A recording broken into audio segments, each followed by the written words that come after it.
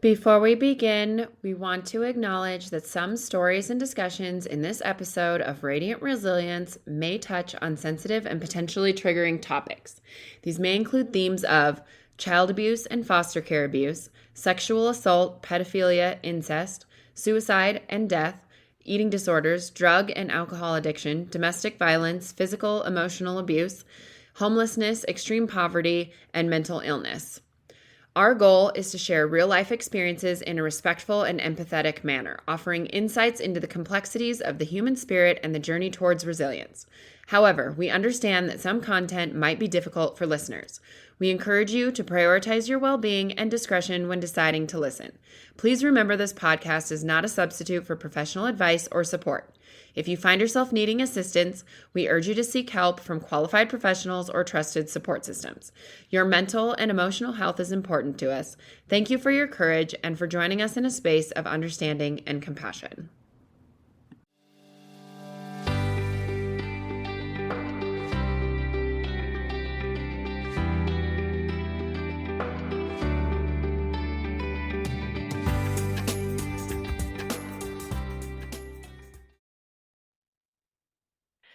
Welcome back, everyone, to Radiant Resilience. I have with me today Adriene Caldwell. While her childhood and early adult life might have been tumultuous, Adriene is now happily married to a wonderful man and living a life she could only dream of when she was young. Adriene's daughter currently at university is, and will always be a handful, and Adriene wouldn't have it any other way. She is blessed to now live a rather bland life filled with family and friends and is a firm believer in the idea that boring is underrated. I love that little bio. Adriene, we're going to have some pretty deep conversations, I think, in this conversation. You've been through a lot, it seems like, and so that's a lovely little bio. After all of that, you've gotten to a happy ending, it seems. So welcome, and thank you so much for being here. Thank you very much for having me, Tawny. It's a privilege. If you would have asked me when I was 15 years old, if you would have put a picture up and shown me the life that I have now, I would have called you a liar. I would have said there's no way possible that I end up with that life. So I have been truly blessed. But my name is Adriene Caldwell. I'm the author of the book Unbroken: Life Outside the Lines. It's the story of my life from early childhood to about early 20s. And it is the story of how I was either the witness to or the victim of the sexual assault of a young girl, the drowning death of another girl, emotional and physical abuse, extreme poverty, mental illness, homelessness, horrifically abusive foster care, bulimia, drug and alcohol addiction, pedophilia, death, suicide, and incest. So That's quite the list. yes, it is. But I've come out the other side and I am who I am today because of what I have gone through. So I have heard that so many times in these conversations in my podcast of like, we've all gone through really hard stuff, and yet very few people would change it. Of course, there's aspects of it you would change, but loss of a loved one or something, like obviously you'd love like that loved one here or something like that. But overall, everybody has said it's made them into who they are today. That's quite common. I would love for you to chat a little bit about your foster care experience, if you don't mind. of course. So my mother was schizophrenic and physically abusive. Mm. And there's a long tide of incidents and traumas and beatings. But ultimately, when I was 12 years old, my mother relinquished rights. I bounced to my best friend's family and then my aunt and uncle. And then I finally ended up in what is called therapeutic foster care. Okay. It's for the kids who have more needs, whether it be medical. For my case, it was emotional. So I was sent to this foster home that was meant to help girls with their emotional issues and to become better. And So was this a family then that you went to, or was this like when you say foster home, was that like with a bunch of kids, or what does that look like? so it was a woman, her Okay. two daughters. One was 22 and she had a 3-year-old. The other daughter was 16 in high school, and it was just a foster mother. And there would be between 4 and 6 foster girls at a time. Oh, wow. We actually had the master bedroom, which had a sink and a toilet attached to it. And there was one full bathroom in the house for all 8 to 12 of us, just depending. But her name, this woman's name, is the bitch from hell. Oh, TBFH. okay.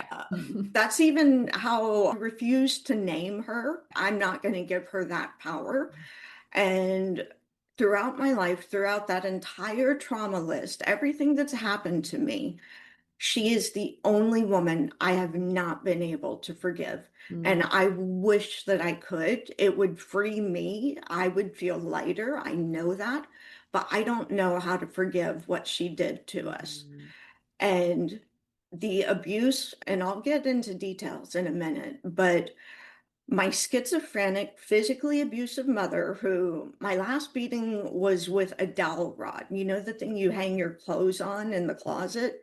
That was my last beating from my mother. Never had a nightmare about my mother, but this woman, the bitch from hell, TBFH, I've had nightmares about her. I wake up crying as recently as a year ago. So that's the level of trauma that I went through with her. And again, this was supposed to be a therapeutic foster home. This was supposed to help the emotionally damaged girls. Now, living with her was hell. So the foster girls had the master bedroom. There were bunk beds, as I said, between 4 and 6 girls. But we were treated not even as humans or even pets. Animals are treated better than the way that she treated us. So we were not allowed to sit on the furniture. We had to sit on the floor like animals. When it was time to eat, the foster girls had their own utensils and dishes. We didn't use their dishes. And the foster girls were the only ones that did chores, and chores it's inaccurate. We were slave labor, essentially. She taught us to paint, and I painted the inside and outside of her house, including her garage, where I was up on a 15-foot ladder in the middle of Houston summer heat. Wow. Painting her garage. Food. We didn't even get the same food. They would have steak and avocado, and we would get tuna casserole or hamburger helper. And it gets worse. So that one bathroom in the house, we had exactly 10 minutes from the time we walked in till the time we walked out. Now, while we were in there, we were not allowed to use their toilet. We Oh could my not sit on it. gosh. And the last foster girl to bathe had to clean the tub with Comet. It's a bleach powder cleanser. And the TBFH and her children and grandchild would not use the tub until a foster girl cleaned it. Question for a Sure. minute. Go Because for I it. know from my understanding now, obviously this was, I don't know how many years ago, but many years ago. 92, 93. So now my understanding of that, the foster care and adoption system, is that they do quite the extensive research and checks on these people that are going to take these kids in. And I know I've heard horror stories before of being foster care, being in homes that were not all exactly like that, but not great. So, like, how did this woman get approved Sure. to take multiple foster children on?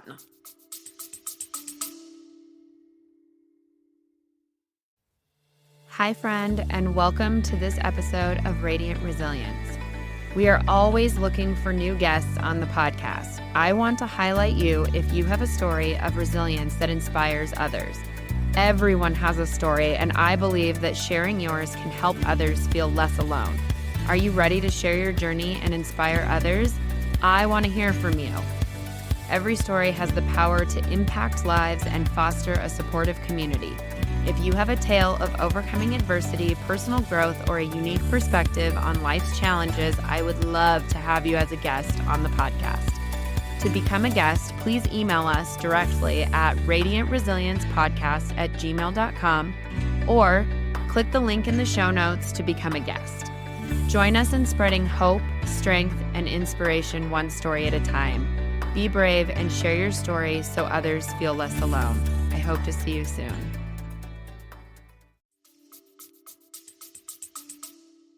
That's a very legitimate question.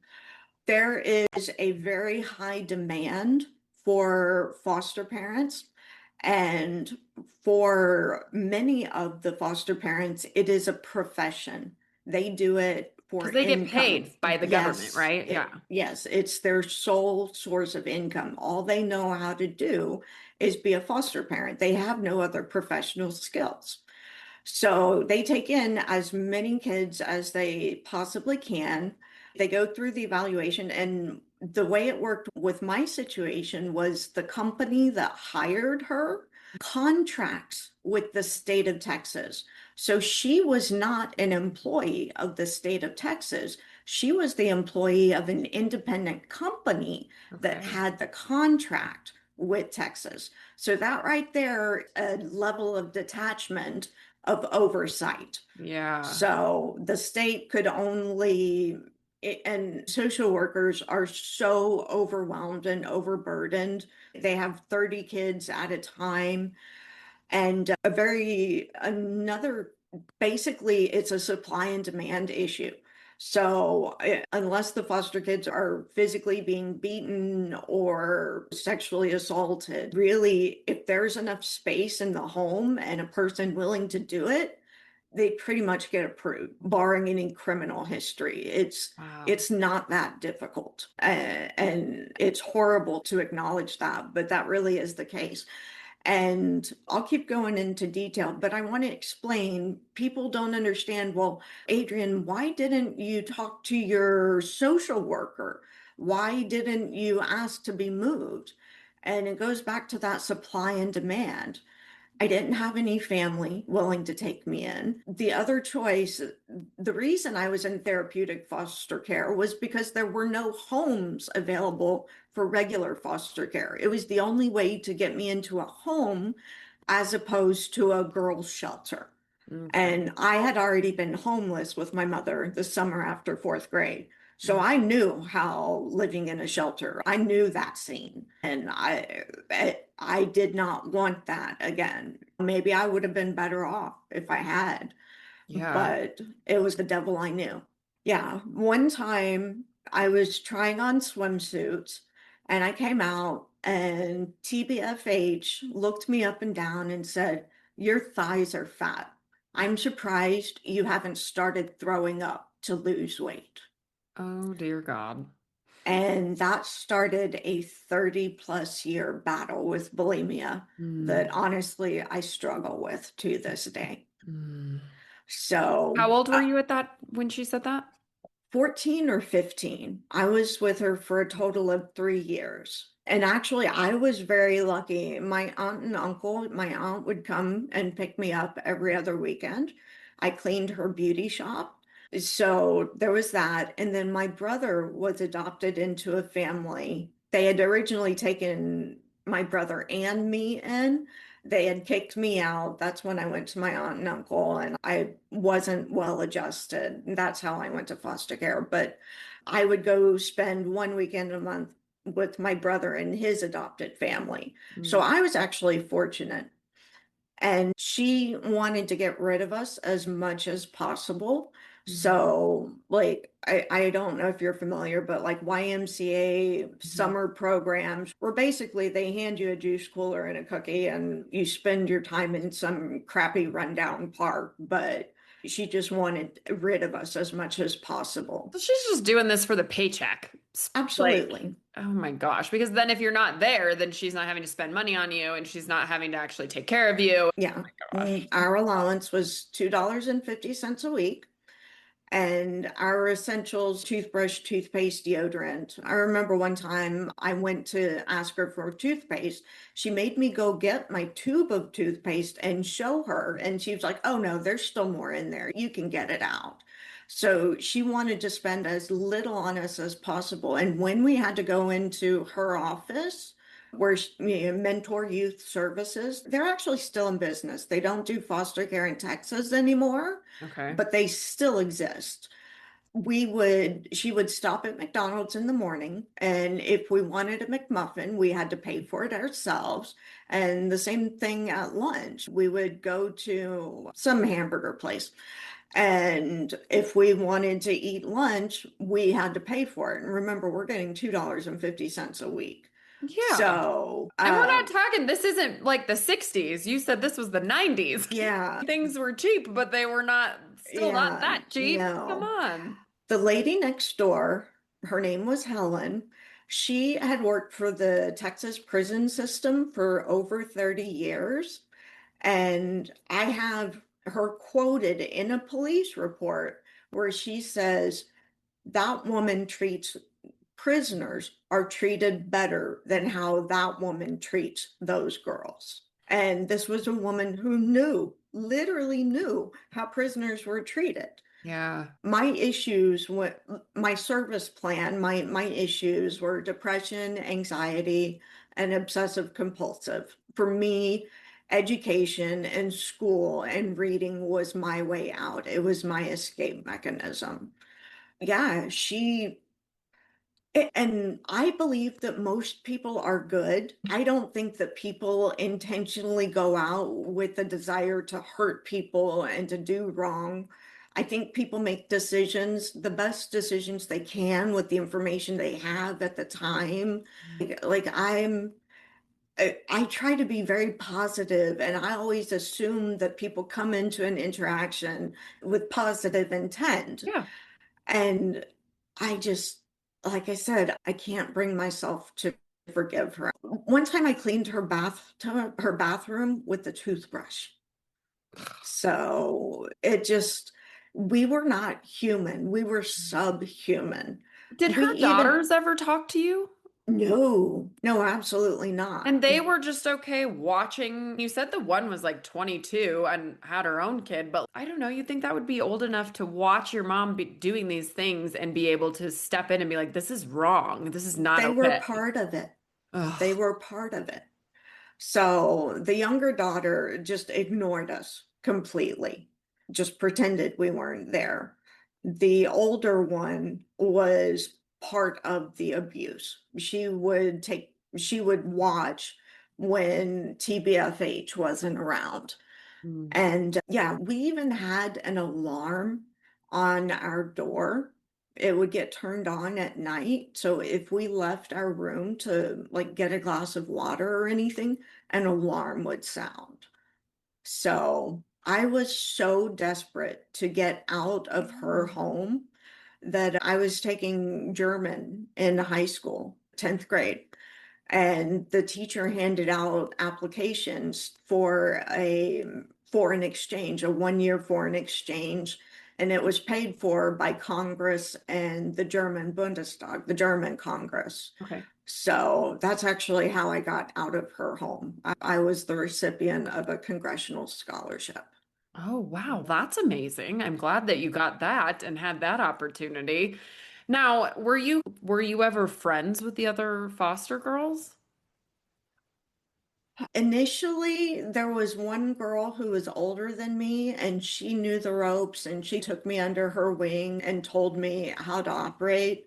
I am very ashamed to admit that once I was the oldest girl, I perpetuated the cycle. I treated the other girls like they were below me, beneath me. That's the example you were being shown. It's still not a good excuse. I No. knew it was wrong. But my self-esteem was so low that it gave me some power, some level of control. I am deeply ashamed. I've not in contact with any of them, but it's a low point. to have to admit that, but I that's mean, what I you did. were being completely overpowered by Yes. that woman too. So to feel like you finally had some semblance of your own power of and control, like you said, I Yeah, think but it's psychologically no it makes excuse. sense. No. Yeah, it does, but it's no excuse. I knew better. And yeah, I did throughout my life. I used people, I manipulated people. I'm very good at finding loopholes and working bureaucracy. So, yeah, it's there's no excuse for what I did. I have reasons, but they're not good enough. And if I were to ever encounter the girls that were there with me, I would apologize. I think So, that says a lot about how far you've come and how much healing you've done. thank you. Thank you. Yeah. So, yeah, the schizophrenic mother who beat me Mm. doesn't even come close to what TBFH, the bitch from hell. And that's why I call her the bitch from hell. That's fair. Do you know So, if she ever got in trouble? I heard that she had a girl kill herself in her home. Oh, dear God. Yeah, I don't know if it's true. It's just what I heard. I heard that she had her license taken away in Harris County. Mm-hmm. And I think I found her new address. She lives in a different county now. And I reached out to that county and reported what I had been through. I never heard back from anyone, Oh. but I just, once I was able to go through my records. So, how this all started when, after I got out of CPS at 18, about 2 years later, I asked for my CPS case file. Oh. And I got this giant box, like this big, had two huge stacks of paper, and it was every piece of paper that had ever been written about me or my case. It included psychological evaluations, monthly reports, all of the clinical, the history of how I came into foster care, my mother relinquishing rights, all of it. And I had that box under my couch for 30 years. It was about 5 years ago before I could actually open it up and start going through it. That's And like reliving all of it all over again and having yes, proof that it all actually happened. it's on my website. I Mm. uploaded many of the documents. If you go to unbrokencaldwell.com, I've got photographs, I've got documents, and at the end of my book, I include the psychological evaluation that was done on me at 13. So when I first came into CPS, and I include the abuse diagram that showed the bruises and the markings on me from the last beating from my mother. They're included in the book. But yeah, I had tried over the years to go through the files and I couldn't. Emotionally, it was too much. And so finally, 5 years ago, I did. And I got so angry with TBFH that I reached out to lawyers. I reached out to anybody that I thought could help. I wanted some sort of justice, some sort of Yeah. punishment for her.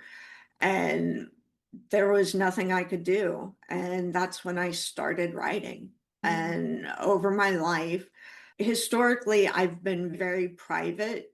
I ended up going to 13 different schools before I graduated high school. So I Oh. got very good at meeting people Mhm. and keeping the conversation all about them and not sharing my background. But the few people that I did share with, they would always say, you should write a book. Like Mm. I heard that so many times over, and I wasn't ready. But after going through my case files, I was ready. And that's when I started writing. Has It, to be real tough. it was hell.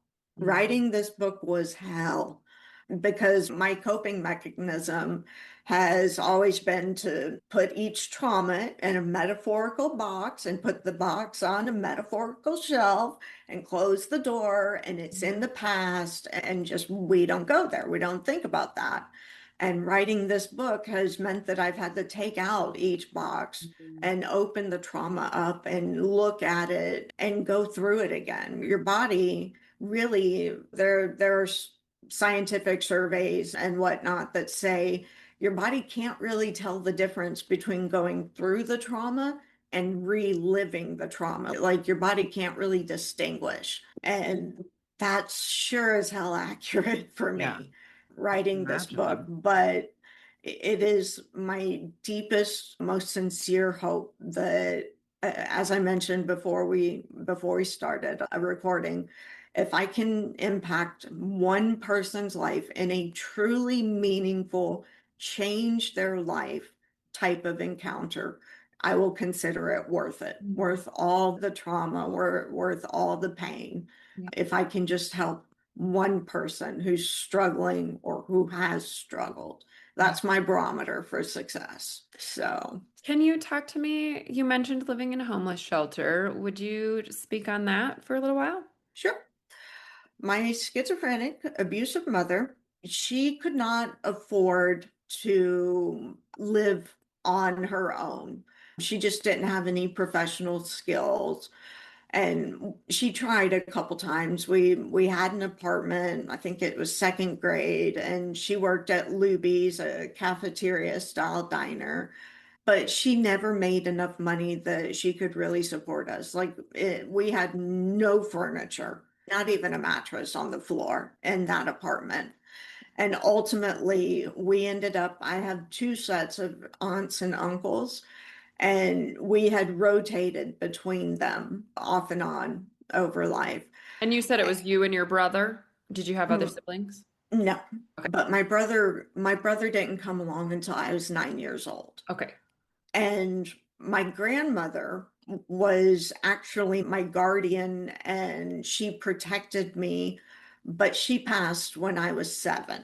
Oh, geez. So I lost my protector, and she was the one who watched me while my mother worked. Okay. So losing her was just absolutely devastating. Yeah. And what it meant was there was no one who could protect me from my mother anymore. No one who could step in and say, the eldest son, Uncle John, he would talk to my mother.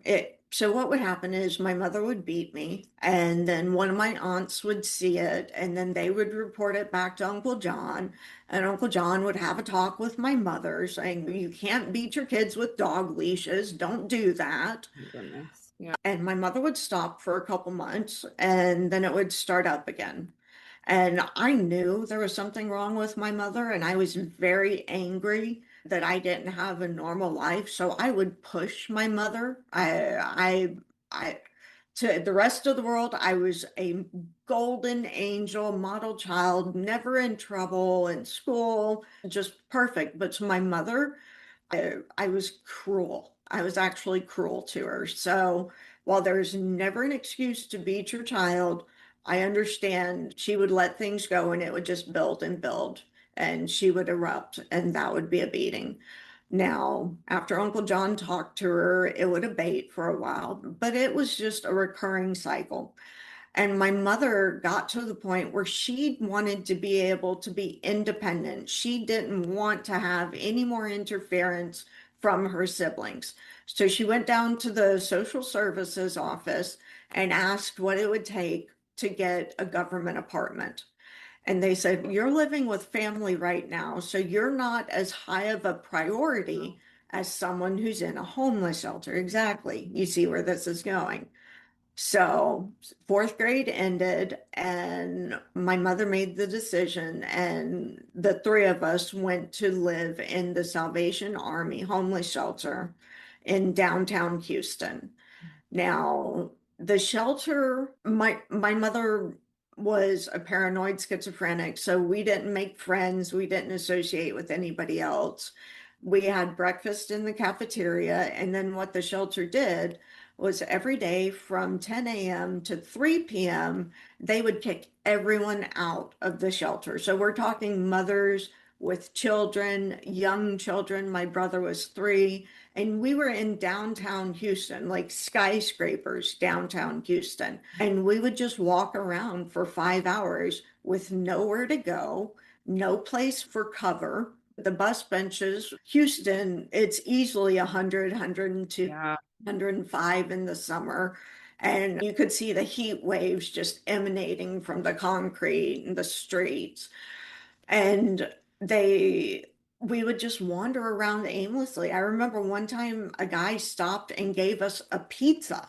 Oh, Yeah. And we were just so grateful. It was so touching.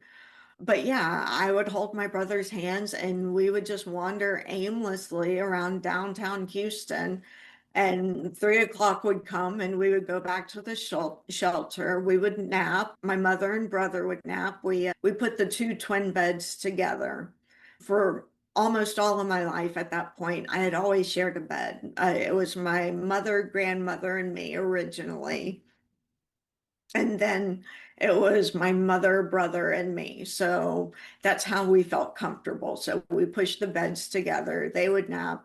And I went through the Salvation Army's collection of Reader's Digest. okay. Education, school, books. It was really my escape. And a couple of years later, and we did get a government house, a government apartment. The apartment complex is called Haverstock Hill. In my book, it's Haverstock Hell. And we were just abjectly poor. So our furniture, there was a mattress for my brother and me. It was a two-bedroom apartment. My mother had a dresser that she had from childhood.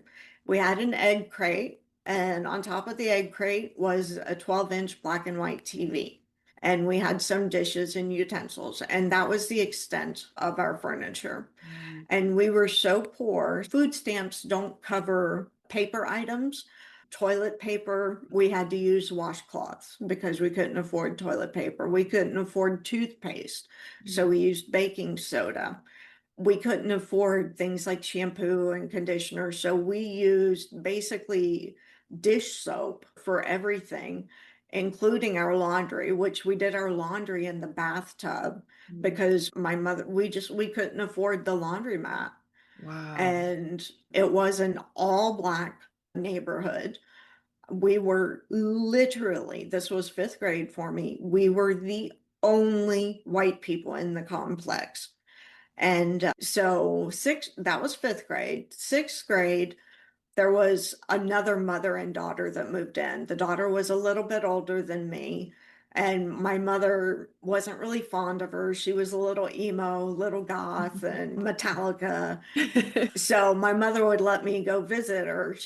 But yeah, that was the only other. And if you actually Google Haverstock Hill Apartments, Houston, you will find reviews where they say murders happen, but you'll be fine as long Oh as you my just mind your gosh. business.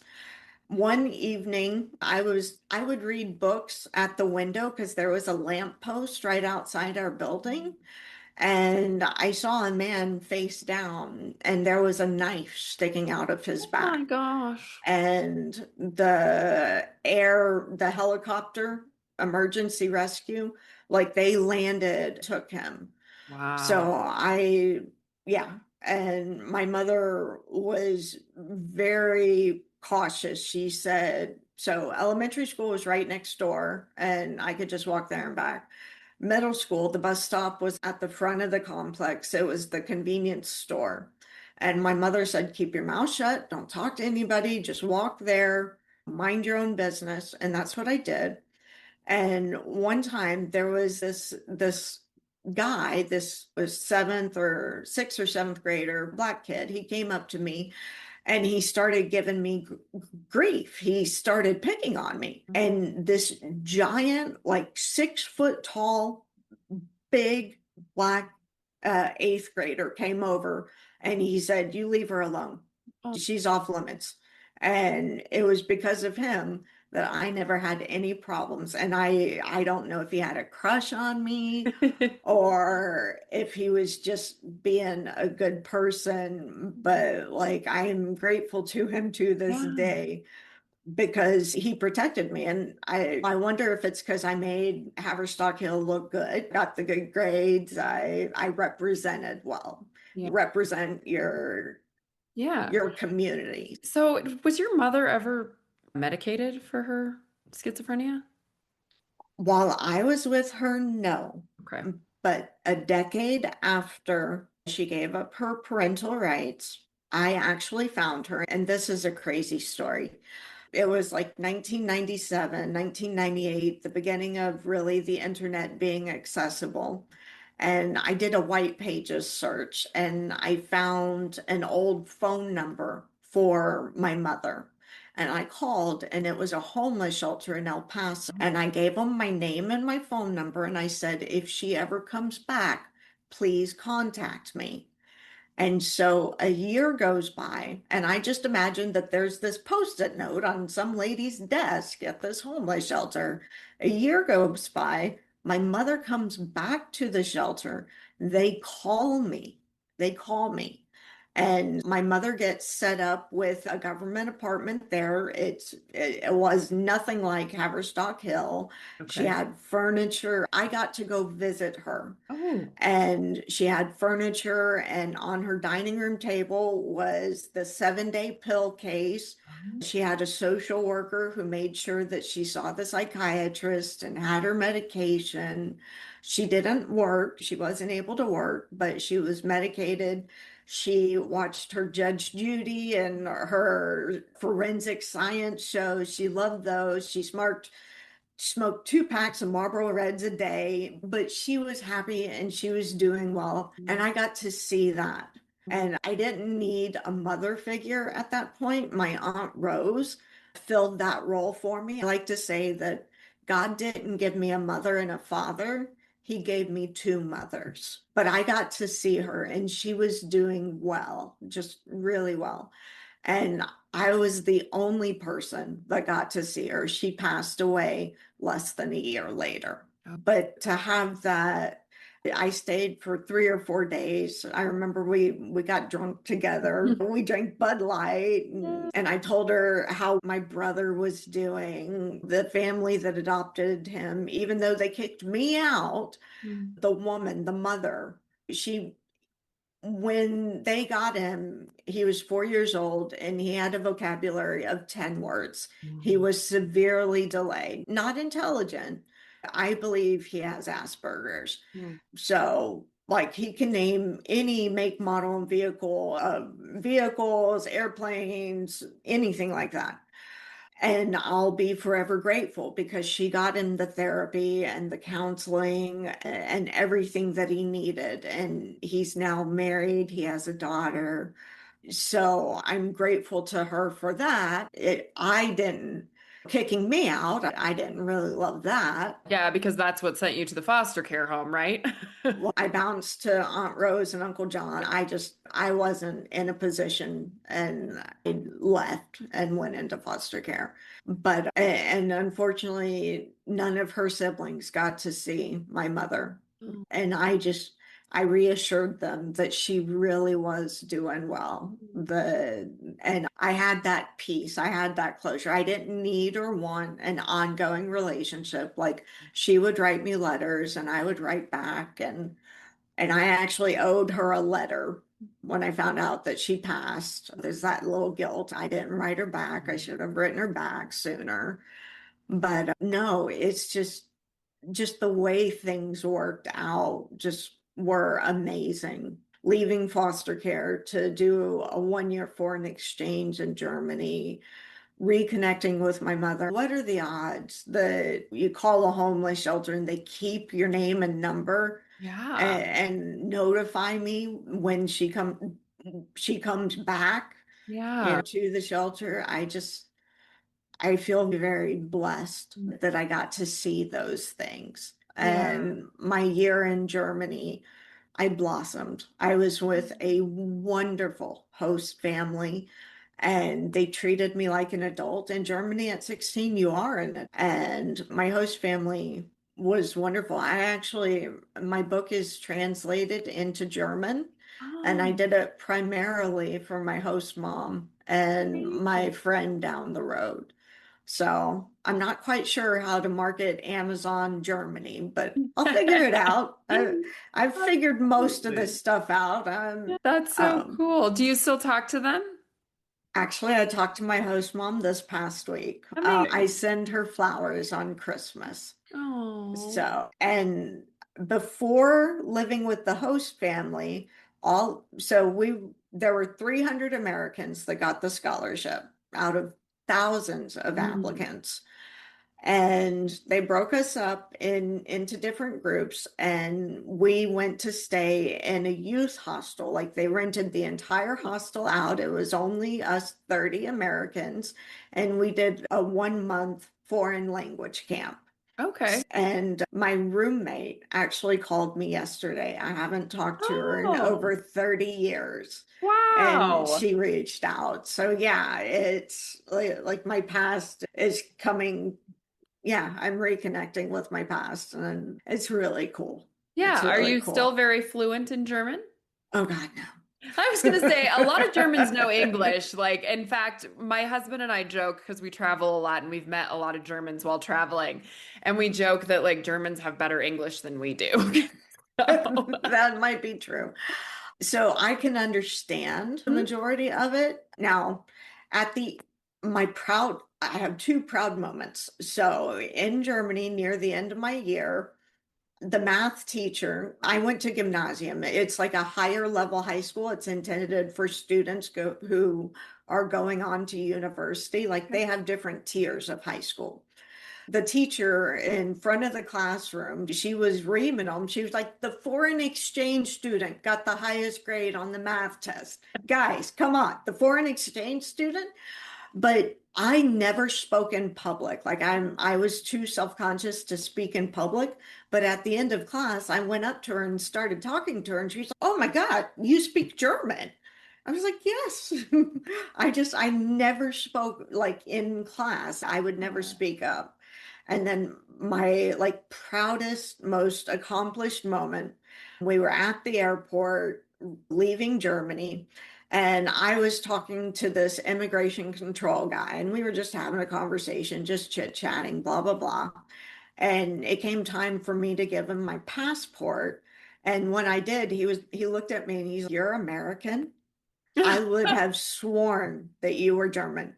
And I was like, "Yes, I did it. I became fluent, no accent. I did it." Amazing. But it's been 30 years. So I figure if I had 4 to 6 weeks of being back in country, then yeah, it would come back. Yeah. And my aunt's mom speaks German, and I visit her once a week, usually when I Okay. don't have a podcast. And she goes back and forth between English and German. In fact, I talk in my sleep, and my husband told me that 2 weeks ago I was speaking German in my sleep. So it's just like So dormant in your brain, but it's there. yeah, yes, I had been to my aunt's mom and just thinking in German. They say you're not fluent until you dream in German. So, I would say that about most languages, probably. If you start yeah, dreaming in that language, then you really know it. exactly. So what happened But yeah, after you went to Germany when you came back? so I went and lived with Aunt Rose and Uncle John, and I lived with them it was my senior year of high school. And I was in a relationship with a much older man. I had been. It was very secret. Mm. And yeah, and he was married. And when his wife found out, because of the age difference, basically she was forced to divorce him. He stuck me in an apartment while he tried to go put his family back together. It didn't work. And Surprise, surprise. we were off and on for probably 8 years Oh, wow. altogether. He sent me money while I was in Germany, Oh, and he would just put $200 or $300 bills in an envelope and just mail it to me. And like it always arrived. So nowadays, I don't think anybody puts cash in the mail. So, you and weren't supposed to back then either, yeah, and then to but mail it from here to another country, it's amazing. Like customs, somebody wasn't just yeah. like, oh, just pocket that. Yeah. Oh, the funniest thing, my host mom told me, she said, "Oops, came by today. You have a package." I was like, "Oops, oops, UPS. Oops." Oh, that's hilarious. Oh man. So when that relationship ended, so you said it was 8 years. off Off and and on. on in college. So I received scholarships, and when you're a ward of the state, I think it's true for most states, your tuition and fees are free if you go to a public state university. Okay.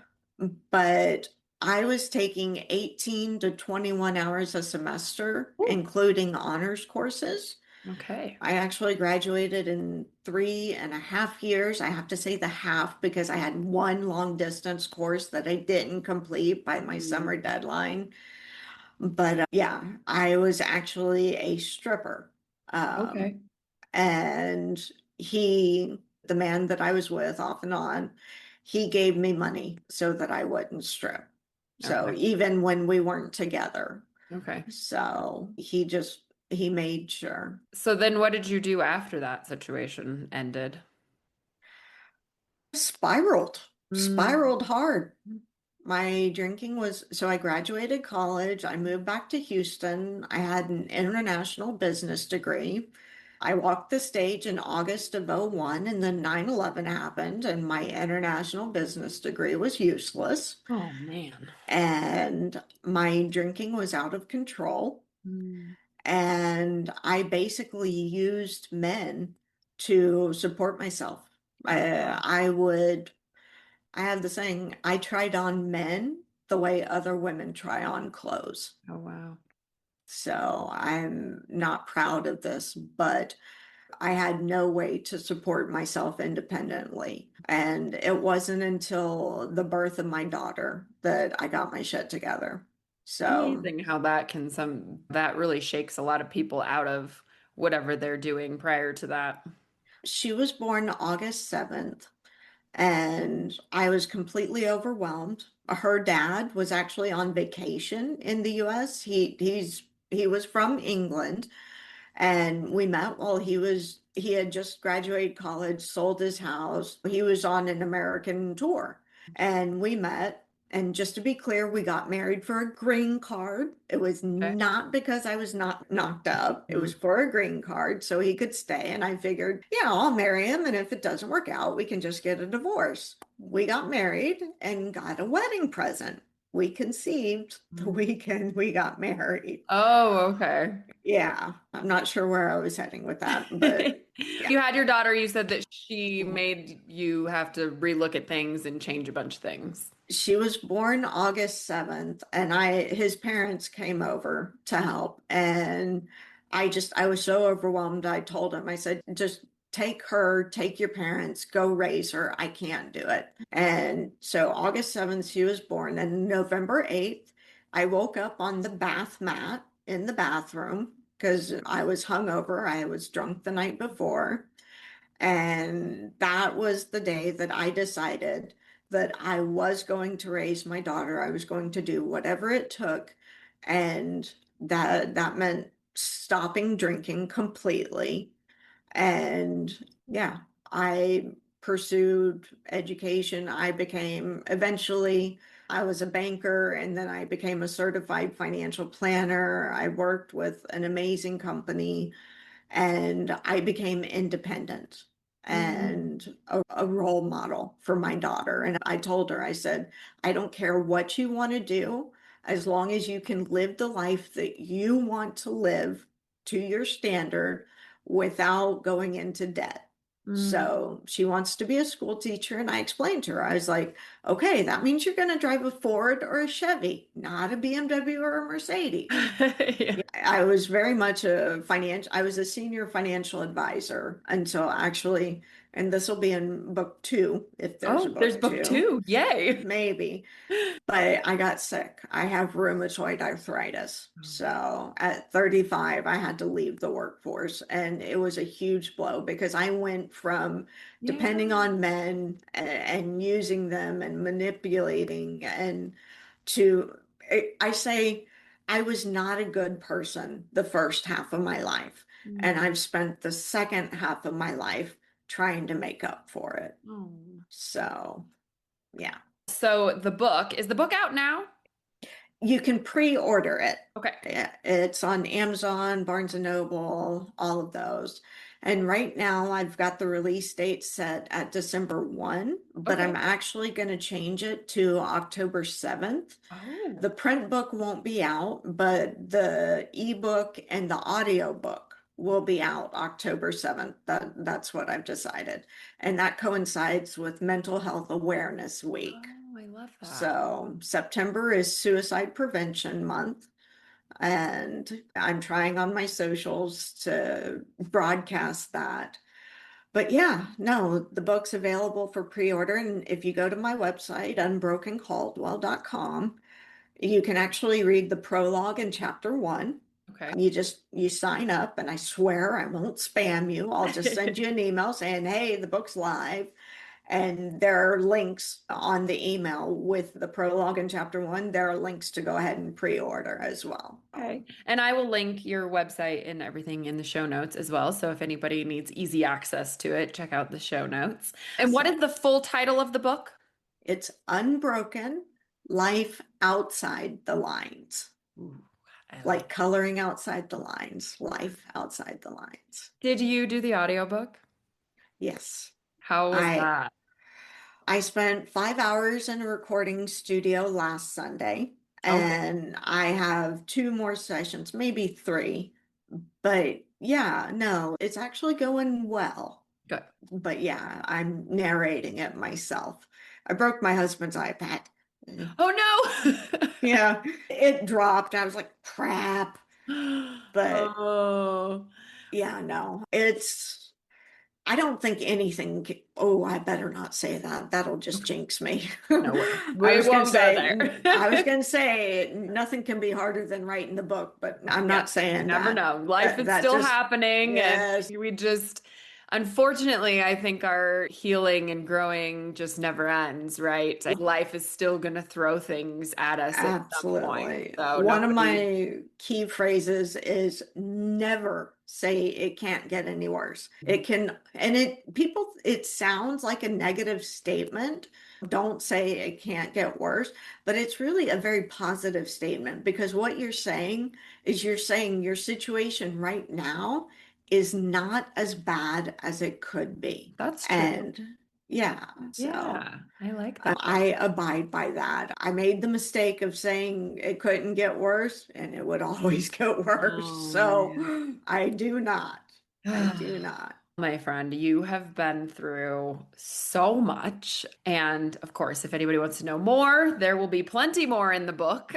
Yes. And I think it's so brave of you to put all this out there and be vulnerable and put it out in the world. I know that's not an easy thing to do, but I'm sure that there's somebody out there that will read it and be like, oh my God, I'm not the only person going through this. And then show that there's a light at the end of the tunnel, because it sounds like life right now is pretty good. It's amazing. It's amazing. I am truly blessed. So I love that. Adriene, do you have any final parting words for my listeners? Oh, I always like hope for the best, expect the worst, and accept what comes. Ooh, that's good. I've heard that before, but that sounded even better coming from you. Thank you. Oh, that's really good. Thank you so much, Adriene, for coming on here and sharing your story and for being vulnerable. And I think you have grown into such a beautiful soul. So thank you for all the work you're doing in the world too.